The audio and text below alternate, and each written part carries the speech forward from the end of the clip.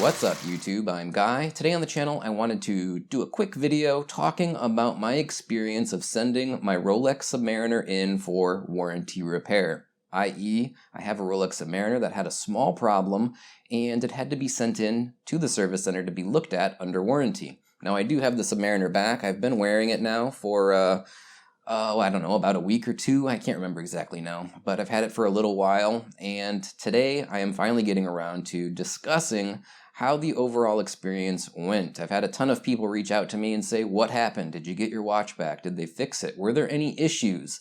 I'm going to cover all of that in today's video, but first, a quick message about the sponsor of this video, watch2wear.com. Watch2wear.com is an online watch marketplace for dealers, watch collectors, and private individuals with auction and buy now sales formats. Watch2wear.com is free to register, and there are no selling fees for individuals, just like the popular sales forums. But Watch2wear.com is better. It offers users a personalized storefront and gives you the ability to catalog your history of sales and transactions. Watch2wear.com also offers a game-changing verification service. Whether you're a buyer or a seller, their verification process will ensure a risk-free purchase and hassle-free sales experience. The Watch2wear.com website has an extremely detailed and intuitive user experience, with extensive search and filter parameters, a proprietary watch alert system, and a central location to manage your sales listings. It's one of the easiest and most comprehensive watch sales platforms available. Visit watch2wear.com now and follow them on Instagram and Facebook for daily watch posts. And a big thanks to watch2wear.com for sponsoring this video. Again, I appreciate it, guys. Thanks for reaching out to me. Now, on to the discussion at hand. What happened with sending my Rolex Submariner in for a warranty repair service? Well, first things first, if you weren't familiar, about a month, maybe month and a half ago, I did a video talking about a small problem that I had with my Rolex Submariner, and it had to be taken care of. If you missed that video, the short version is there was a small shaving, filing, fiber, I don't know how I would describe it, a very small speck of brass stuck to the crystal on the underside inside the watch case. Now, as you can imagine, having anything, any foreign object rattling around inside of your watch case is probably a bad thing. But a piece of metal, in this case brass, that's a really bad thing. I brought it over to my authorized dealer, I showed it to them, they put it under their microscope and did in fact confirm that, yeah, it's a little shaving of metal that somehow got stuck to and came to rest on the inside of the crystal.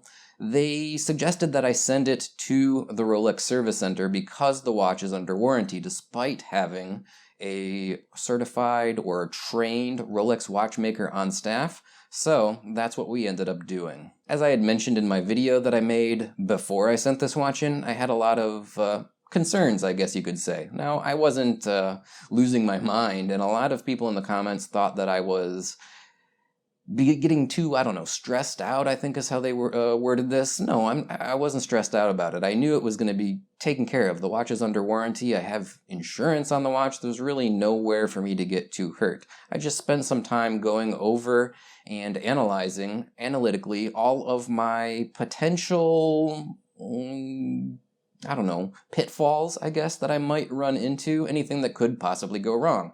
I just ran it through my mind and, weighed the risks and the rewards of the process of sending a watch in. Now, I'm happy to say that for the most part, most of those concerns were unfounded, but there were a few issues with getting my watch back, and I'll discuss those here. But first, let's talk about what they did. So I got my watch back in one of these little Rolex service pouches, little green pouch here. I'm sure you guys have probably seen these. It's got a little button flap, pop that open, and there's like this little, I don't know, card the watch was strapped down to. That's how the authorized dealer, when I went to pick it up, presented it to me, along with this little envelope here. It says Rolex Consumer Service Division. Inside here is I guess a receipt of sorts explaining what they did to the watch. So on my little receipt that I got from Rolex through the authorized dealer, it says my watch's serial number, the model number, I have a customer number on here, but the meat and potatoes is in the section that is labeled Service Operations Executed. And there's just two listings here. Check movement free of charge. Check debris inside crystal, free of charge. That's all I really know that they did to this watch. A lot of people, I think, are going to be probably miffed at the lack of overall transparency on what exactly happened here. I'm not terribly concerned, but it would be nice to know exactly what they did, what they found, what the problem was. We really don't know anything. In my original video, I sort of voiced that concern in saying that if I send this in particular, through the authorized dealer, I'm no longer the point of contact with Rolex. So if I want to call them up and ask what's going on, I can't do that. I have to go through the authorized dealer. Getting this little receipt back here with ultimately a complete lack of information is basically case in point with one of my issues that I was having when I was discussing my options on how to proceed forward with my warranty service situation. So, what does check movement mean? A lot of people have said they better do a full and complete service if there's a piece of metal that potentially broke off of the movement rattling around inside of your case. At a minimum, they better do a full and complete service. It does not appear that they did a full and complete service. All they did was inspect the movement for any problems.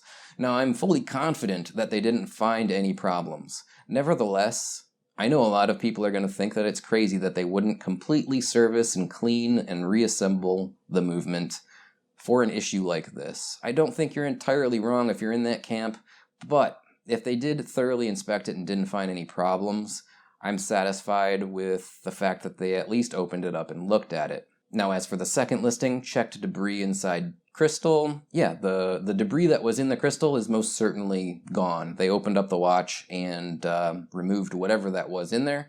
And fortunately, they didn't put any smudges on the crystal, got any sort of oil or any other debris. More dust didn't get inside of the case, nothing like that I've noticed. That was one concern that I have. I've seen numerous accounts of people that have sent their Rolexes in for just a standard service or some sort of warranty problem, and have it come back with situations like that. A fingerprint right on the inside of the crystal, for example. A little bit of oil on the dial, maybe, something along those lines. Nothing major or terrible like that happened, and again, the debris was removed. So thumbs up there. Now, what about any problems? I had expressed in my original video some concerns about problems like that popping up. Well, there are a couple of small problems in getting my watch back. 3, in fact, and they are small. They're nothing that I'm going to make a stink over. I'm not going to demand anything from Rolex or my authorized dealer for these things, but little things did crop up, and I expected, honestly, that they would,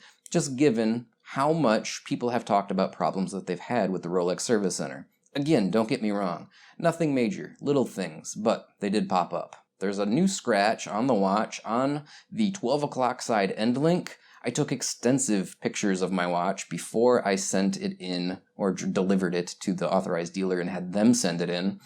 And there's a small scratch on the 12 o'clock side end link that I'm 100% sure wasn't there before I sent it in. So I think they scratched the watch. Somewhere along the line, it got a little scratch on it. It's a very minor scratch. It's just a little tiny scuff mark. It's something that was bound to happen. It's something that is no worse than any of the other number of scratches that I've already put on the watch from normal wear and tear, so I'm not really that upset about it. If it were a big ding or a big gouge or major damage that couldn't easily be polished out at the next service interval, I would have made an issue about it, but this is pretty close to nothing. It is, however, something that I noticed. Number 2, I was examining under the crystal really closely with some high magnification just to make sure that that little piece of brass debris was in fact removed, and I noticed something peculiar. On my minute hand, on the leading edge, there's a small little nick, or maybe it's a little tiny piece of dust, I'm not sure, a little speck, a little dot. It looks to me like a little nick on the minute hand. I don't know for sure. Maybe it was always there and I didn't examine the handset that closely. Or maybe when the watch was opened up, taken out of the case, and that little debris that was in there was removed, something happened. I can't say for sure, but it's possible that they put a little tiny nick, scratch, or ding on my minute hand when they were cleaning up whatever the issue was that was inside of my watch. Now, the thing that has me the most disappointed is the timekeeping of the watch. Prior to me sending it in for the last year or more, it was keeping insanely accurate time. +2, maybe +3 seconds per week. It's the most accurate mechanical watch that I've ever personally owned or seen, and it's something that I adored about this individual watch in particular. I love really, really accurate watches, really accurate mechanical watches. That's like the thing about this hobby that gets me most excited, when I get a super accurate watch. Now, since it's come back, and I've had it on the wrist for a week and a half, 2 weeks, I've noticed that it's running faster. It's still within the superlative chronometer specification of no more than +2 seconds fast. It's running about 1, maybe 1.5 seconds fast per day. But it's disappointing that it's not as accurate as it was prior to me sending it in. And I have to wonder what happened. Why did the timekeeping change? They didn't completely disassemble the movement. They didn't service the movement. They just examined the movement. What could have happened in this process to cause the watch to speed up, albeit just a little bit? I know some people are probably going to say maybe it got magnetized. In my experience, when a watch gets magnetized, it goes really fast, like a minute plus per day fast, not a second faster than before. Maybe that's a possibility, but I sort of doubt it. I don't know, maybe in transit, just getting jostled around through shipping caused something to shift or change. I can't really say for certain, but that's the thing that has me most disappointed, and it's minor. It's not something that I can even complain about because it's still keeping time within the superlative chronometer specifications.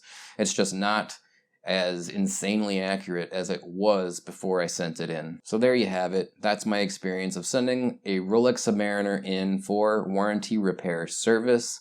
Overall, yeah, I'm pretty happy with the results that I got.